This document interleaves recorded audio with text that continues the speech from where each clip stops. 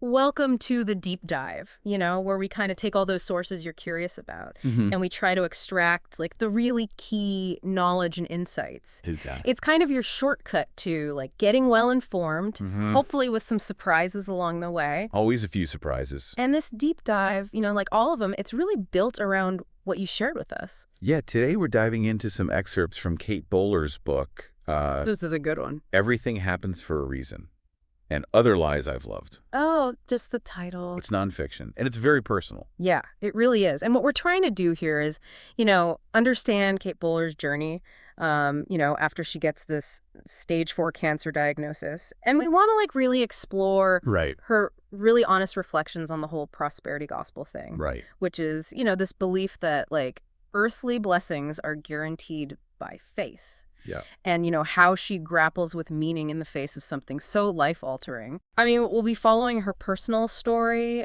her, how her understanding of faith kind of changes, Yeah. and also the interactions with other people that really are significant during this time. It's a powerful book because of how honest she is. Yeah. She's really upfront about those difficult questions we all face. Yeah, you're right. And that title, Everything Happens for a Reason, we hear that all the time, right? Constantly. It's like, as we go into her story, what happens when that explanation, which is kind of meant to be comforting, Oh, yeah. just doesn't hold up? When there's real suffering. Exactly. Okay, let's unpack this. Let's start at the beginning. Okay. Bowler's life before and right after the diagnosis. Right. Before that phone call, she's dealing with some serious stuff. Mm. She's lost a lot of weight. Yeah. She has these really bad stomach pains every few hours. Oh, wow. And she even has this ritual to cope, like grabbing a wall, clutching her stomach, closing her eyes, Oh, man. just pushing through with some antacids. Sounds so isolating. Very much so. And then there's the surgeon at Duke Hi. who calls their findings the squishy end of an already squishy diagnosis, Laughs. really downplaying what she's going through. Yeah.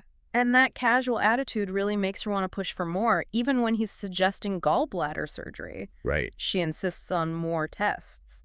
And that led to the CT scan, Yeah. which led to the phone call. Oh, that phone call. Jan from the doctor's office delivering the news cancer. Bowler talks about this long silence, Mm-hmm.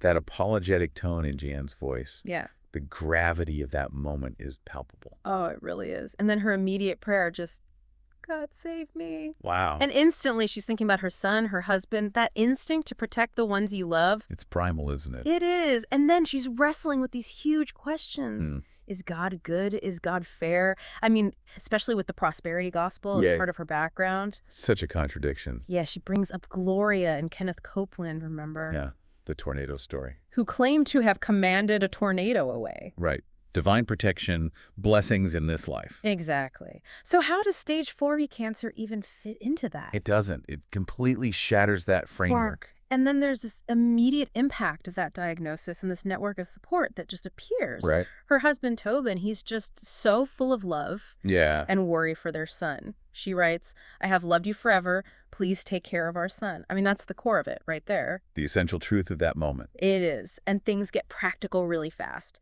She calls her parents, and her mother's first thought is about custody of Zach. Oh, wow. That fear kicks in immediately. Understandable, but still. Yeah, and it's chilling. She had been working on a living will before the diagnosis for Right. her life insurance, and she realizes this claim will probably be denied now because of the cancer. It's just, wow. It is. But her dad, solid as a rock, his support, his refusal to let this define her. That must have been so reassuring. I think so. And then the calls to her sisters, Yeah. her friend Catherine just gets in the car and drives. hesitation? None. And then Jonathan and Beth show up at the hospital. It's this whirlwind of emotions, Mm-hmm. hysteria, dark humor. Yeah. She wants to burn her dress. It's like that life is over. Symbolic, definitely. And then Beth says one word. Die. Whoa. Bowler says it was like staring into an abyss. Powerful image. It really is. But Jonathan and Beth, they offer this prayer and blessing before they leave. That's beautiful. Acknowledging the truth, but still offering comfort. Yeah. Yeah. Now, this wasn't the first time her body had betrayed her, so to speak. Right, her arms. What happened with those? While she's writing her dissertation on the prosperity gospel, no less. Oh, the irony. I know. This weird limpness, they just lose power, holding a pen, turning a steering wheel. Huge effort. And all this while she's researching healing revivals, church services. Right, people wanting to heal her. And the spiritual inventories, the demons with these names like Typhon, Sago. They sound like characters in a movie. Laughs. But it shows you like a core belief of the prosperity gospel. Yeah, illness is from unconfessed sin. Exactly. So she's not being healed, so she must be failing somehow. Faithlessness personified, she calls it. Yeah, and then the doctor just dismisses it as a yoga injury. Even though she didn't really do yoga. Nope. The frustration, the anger, just her body not working. And then the voice dictation problems. Oh, yeah. Prosperity gospel became perspiring gospel. That's fantastic. It is, kind of. She ends up moving back to Canada, her parents helping her finish the dissertation. That's true. Dedication. They basically had to dictate it for her. Wow. And through all this, she's lost her shine, as she says. Yeah. The prosperity movement is all about proof, right? Right. The healed limbs, the paid bills. She even mentions Frederick Price's song. Oh, yeah. Evidence. Evidence. It's all about those results. Visible, tangible results. Yeah, and that focus on show and tell, it's everywhere in American culture, don't you think? Oh, absolutely. Big houses equal hard work. Attractive partners equal success. Right. Even New York Times subscriptions equal intelligence. It's all about those outward signs. Look, it is. And she talks about it in families, too. Oh, right. The perfect pastor's family. The bragging about babies, even like having guest rooms for refugees, it becomes this subtle status thing. And Christmas cards, she calls them miniature prosperity gospels. That's so accurate. Right? Those carefully chosen photos, the perfect summaries. And she tells this really sad story about a friend whose daughter was born with Down syndrome. Right. And he refused to, say anything negative. Like, he wouldn't accept anything less than a typically developing child. It's that pressure to conform to a specific narrative. Yeah. But Bowler, she starts to think differently. Yeah. Letting go of this limitless American dream. Mm-hmm. Rich and whole can have different meanings, right? Right. And that line where she says she wants to tell her friend's daughter, "You are perfect, my darling, just as you are. You are the gospel." Beautiful. It really is. And that doctor, the one who said her arm issues were in her head. Oh, yeah. Just from dissertation stress. Yeah. To be dismissed like that. It's awful. And then her friend Chelsea, Yeah. they both understand that life isn't always fair. Visa problems, the arms, even a teacher grading papers with stamps. It's like, come on, we can't expect perfect justice in everything. Nope. And Bowler lays out those spiritual laws from the prosperity gospel. Oh, yeah, the law of confession. Law of agreement, tithing, faith. Mike Murdoch, Yeah. The Secret. Right. These formulas for getting what you want. A very neat and tidy way of looking at the world, but also very limiting. Yeah, for sure. Then just when things seem bleak, With her arms. the nurses interrupt with some news. Oh, yeah. She's pregnant. What a turn of events. Right. This joy breaking through all the worry, the disbelief, the excitement about names, the hope. This bright spot in the darkness. It is. But then we jump to Mammoth Tricks. She talks about this magical extravaganza she went to, where the main illusion totally malfunctions. Yeah. The women in the balcony just lose it. They're laughing so hard. That's great. But she compares that failed magic to the kind people seek in tough times. Yeah. Those headphones for a child with autism. Those shoes for the dying child. Those wallets from preachers. And her own attempts. Oh, right. The chiropractor magnets Detox foot baths. that need to find a quick fix, some kind of solution. Yeah. And she talks about how magic is used in the study of religion, often to dismiss certain beliefs. Right. Like they're not real religion. Yeah, like they're somehow lesser. Yeah. And she brings it back to her arm pain. Yeah, that frustration of not having a diagnosis. Just wanting to understand what's wrong. And then the recommendation for a physical therapist. It works with musicians. Yes, that felt like a real turning point. It did. The first meeting, she says, was humiliating. Really? Yeah, he makes her walk and says something about a gorilla walk. Laughs? Okay, that's funny. It is, but it shows how bad her posture was. Yeah. The weird exercises, the vision tests, even rib resetting. And it worked. It did. She asks him, "Do you think you can fix me?" What'd he say?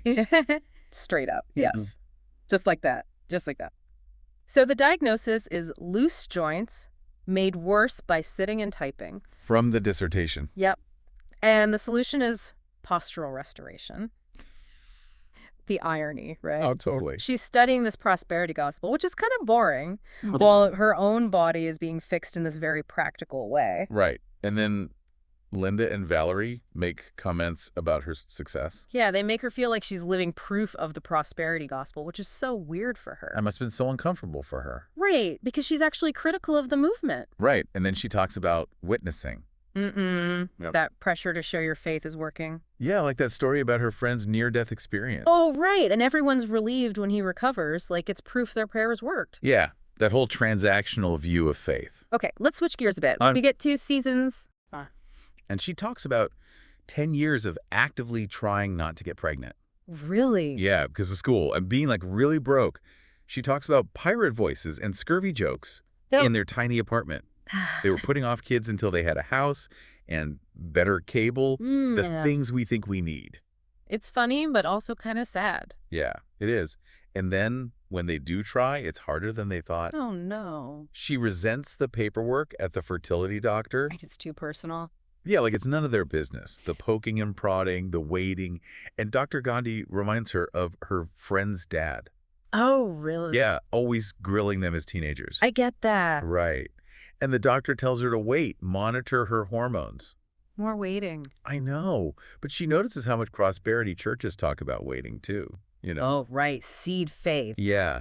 It's like they preach patience, but in her case, it's just this maternal deferment. Interesting comparison. It is. And then she talks about that Juanita Bynum song, I Don't Mind Waiting, all drawn out and dramatic. Yeah, very theatrical. And then the first lady of this prosperity church, she's up there calling down rain during a service, like demanding blessings. That's a different approach. It is. She just wants a greenhouse, and she's dancing and shouting for it. It's quite a scene. Woof. Then she brings in Oprah. Oh, interesting. Oprah doesn't believe in luck. Mm-hmm. She believes in preparation, meeting opportunity. Very different. Very different. And then Solomon from Ecclesiastes. Oh, yeah, the seasons of life. Oh, It's yeah. hard to hear that when you're celebrating. Or when you're facing a crisis. True. She even tells a story about winning at bingo after praying, like she believed in magic for a moment. It's human nature to look for patterns, find meaning. Yeah, it is. Then pregnancy sets in, and it's not fun. Right. Lots of discomfort. She wants to be in a light coma, Yeah. and people are saying how much harder it'll be after the baby comes. Helpful. Right. But she says labor was actually nice compared to that. But the delivery is long and tough, ends in an emergency C-section. Oh, wow. But then she's holding baby Zach. Reset button, she calls it. Like her life just started. That powerful connection. It is. That first year with Zach, all the feeding struggles, the constant jiggling. Yeah. She says he looked like a wizened librarian in photos. Laughs. Oh, babies. And she calls turning 33 her Jesus year, the best year of her life, her own little prosperity gospel. Oh, the layers of meaning there. And then this gift basket arrives from her American Christianity class filled with blessed onesies. Oh, no. I know, right? And that takes us to surrender. Oh. Lying in bed before surgery, counting her time, wanting more of it. She's bargaining with God to let her stay for her son. That primal fear of leaving your child behind. Yeah. And everything after surgery is strange, slow, no clocks, the pain meds. But then the church starts this vigil. Really? Yeah, her friends and colleagues at Duke Divinity School, all these pastors, they're praying for her in the chapel, at the hospital. She talks about these serious scholars crying, pleading with God. The first lesson of cancer, she says, is loss of pride. That vulnerability, yeah. Yeah. And she's always used humor to cope, you know, like before medical procedures. But then the stage 4 reality hits. Heavy. The doctors are so careful with the words, but oddly, that honesty makes her feel even more love Really? for her son, her friends, Tobin. It's like this deep understanding between them. And then she tells Chelsea and her sister-in-law to make sure Tobin remarries. Oh, my gosh. I know. She can't even finish the thought. Zach needs a mom. It's heartbreaking. Selflessness. It is. And then she wakes up surprised she's alive, and her friend Chad is there. He drove all night. Whoa. And she's on painkillers, and she tells him he looks skinny. Drugged honesty. Right. She's no filter. She's talking about forgiveness. Vulnerability. Yeah. And that love for Chelsea, it's so strong. And then everyone leaves, and it's quiet, just the heart monitor beeping. Alone with her thoughts. Yeah, and she thinks about her Mennonite background. All right. Their emphasis on shared suffering, being a community, their history, the traditions, the four-part harmony, the bread, the jam, that feeling of belonging being folded into something bigger. That's powerful. She mentions a place card at Thanksgiving. Even that small gesture meant so much. It did. And she explains to Tobin that she won't fly away when she dies, like some people imagine. That's an interesting way to put it. Yeah. And there's this story about a teenager just wanting to cry, just one good cry before he dies. It's raw. It is. And back at home, she hears Zach on the monitor. The little sound, his first words, Mama, Papa, Dadu, Yeah. that familiar routine. But now, every morning, between sleeping and waking, this thought hits her. I am dying. That constant awareness. Yeah, it even creeps into her dreams. Oh, no. She sees another woman taking care of Zach. She's on a sinking boat. She just says, I'm already gonna die. And then there's the practical stuff of leaving, like giving Chelsea passwords, telling Lassie where her diaries are, even a diary from when she was 12 about some boy named Colin. Leaving a whole life behind. Yeah, her friends are going through her things, and she asks why Tobin would even want her books. That's poignant. It is. Yeah. And her father-in-law says life is a series of losses. She finds peace sitting on the patio looking up at the sky. Simple moments. They are. And she jokes with Tobin, demands coffee and a biscuit. Like, those little things are still important. She even feels sorry for older people complaining about getting old, which is kind of funny now. The dark humor. Yeah. And she's writing letters to Zach when she can, feeling time slipping away. She remembers their first eye contact, that feeling of, it was you, just powerful memories. And she sees so much at the hospital, daughters caring for mothers, patients wanting to stop treatment, a nurse saying, but at least you're here now. So many different ways of facing death. And she has her own fears, not wanting to die in a strange place or in her office. She used to think about burial casually, but now it's all about logistics, getting her body home. Then there's this whole chapter on the prosperity gospel and touch. Right, their belief in touch as power, different from Yeah. Catholicism. Yeah, the tent revivalists laying hands on people. And they even cut up the tents into squares to sell, What? like, pieces of the miracle. Wow. And Oral Roberts reaching out to the TV camera, people touching the screen, those points of contact mediating power, not like sacraments. Her friends sent her stuff from preachers, handkerchiefs, oil, fake coins. This is a very tangible faith. It is, I and know. she creates this space for herself. At home. Yeah, Tobin builds a shelf by her bed. She surrounds herself with icons, a photo of them, a little piano with mementos, even a sign that says, it's so weird being my own role model. That's great. It is.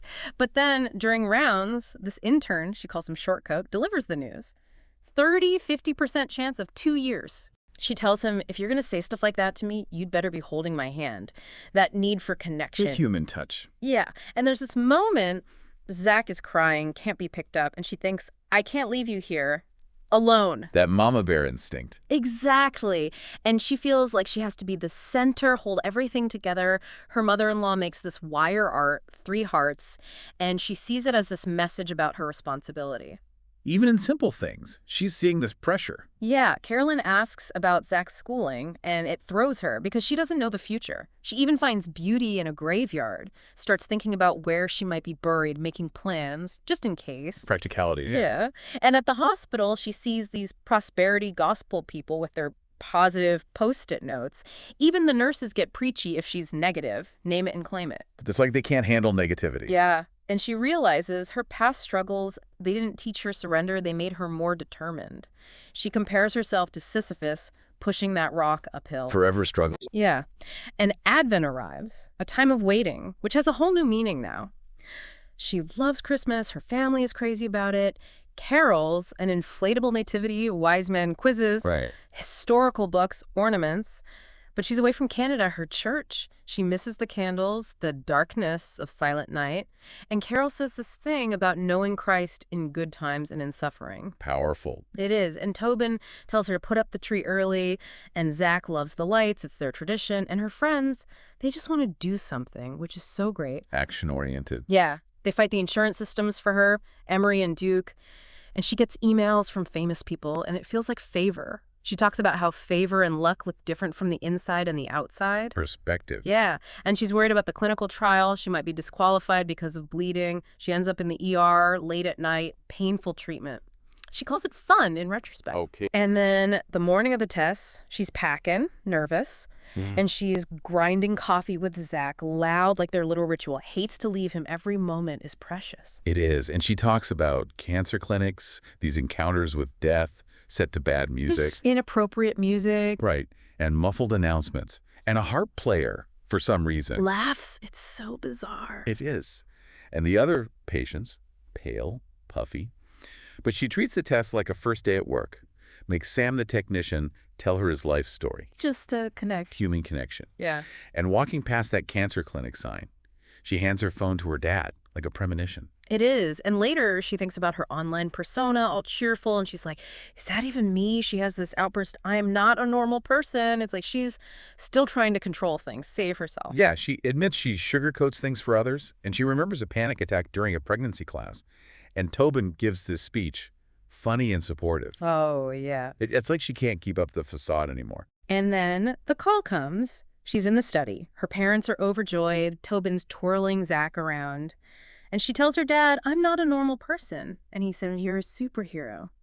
But I wish you didn't have to be. That's beautiful and so honest. It is. Yeah. And now treatment starts at Emory, and she's writing like crazy. Documenting everything. Yeah. Her New York Times article goes viral, and she gets flooded with responses, so many starting with, I'm afraid. Vulnerability. Yeah, people share their grief. Sometimes it feels competitive. But then this woman writes to her. She lost her fertility to cancer, and she tells Bowler she's lucky to have Zach. Different kinds of loss. Very different. And her dad, he wishes God would take him instead.